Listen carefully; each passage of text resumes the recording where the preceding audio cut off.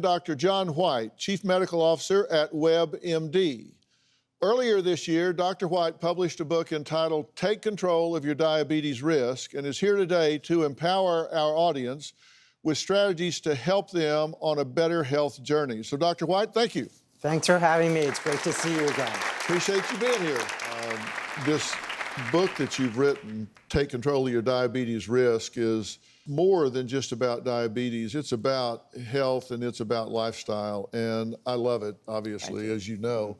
What's the main takeaway from the book in your view? Yeah, the main takeaway is that there's a lot of things that you can do to control your own health. You know, often we think most diseases are genetic. They're not. Probably 80%, certainly 90% of diabetes is caused by lifestyle. And even if you get diabetes or you get heart disease or you get cancer, there are things that you can do to still live a quality life. And sometimes people don't get enough good information on how to do that. Yeah. Is it true that over 1 million people a year are being diagnosed with type 2 diabetes? Yeah, it's going even higher, 1.5 million, 34 million people. That's 1 out of every 10 Americans have type 2 diabetes. Are people taking this disease seriously enough? You know, I don't think they are. And as you know, I still see patients, and every now and then a patient will say to me, I have a touch of sugar, as if, you know, it's not that bad. Diabetes is bad. It's the leading cause of blindness in the United States. It increases heart disease risk. It really needs to be taken seriously. Amputations. Absolutely. Over 200,000 amputations a year are due primarily just to diabetes because your wounds don't heal as well. You don't have enough good blood supply, and people need to take it seriously. Yeah. Is this surprising to y'all? Raise your hand if it's surprising to you that it hits that many amputations, heart disease.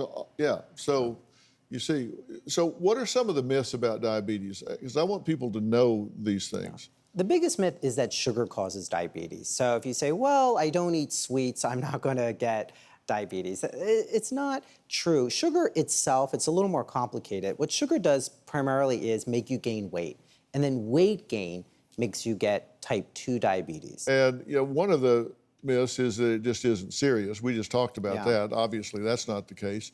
And that it's genetics. It's caused by family history. That's not true. It works both sides. Some people will say, oh, I have a risk for diabetes because my mother had it or father, so then maybe they take it more seriously. But others will say, doesn't run in my family, Dr. White, I don't need to worry about it. I'm like, actually, you do. Yeah. What about can't eat fruit? I think those are the folks that don't like fruit, that are telling me that you can't eat fruit. No one catches diabetes from eating too much fruit. Fruit is always going to be a better choice. So I say go ahead and eat those blueberries. Yeah, stress isn't a factor.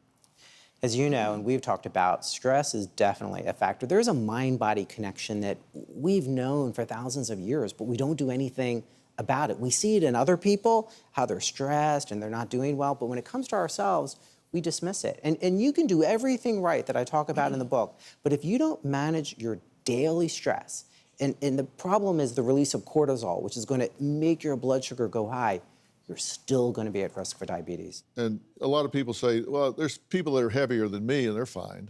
I hear that all the time. And they'll be like, don't worry about me. You know, my sister is 30 pounds overweight and I'm only 10 pounds, so I don't need to worry about it. Nobody ever thinks the risk factors apply to them. Yeah. And you know, it's really your behaviors over many years that are going to cause this diagnosis. It's not something you do last month. Absolutely. When someone comes in with a blood sugar in the emergency room, and I see it once a month probably, 400 or 500, they're always surprised as if somehow it just happened, you know, overnight. The reality is, as you and I've talked about, it's your daily choices over time. And if you think about it that way, it's okay to eat a hamburger.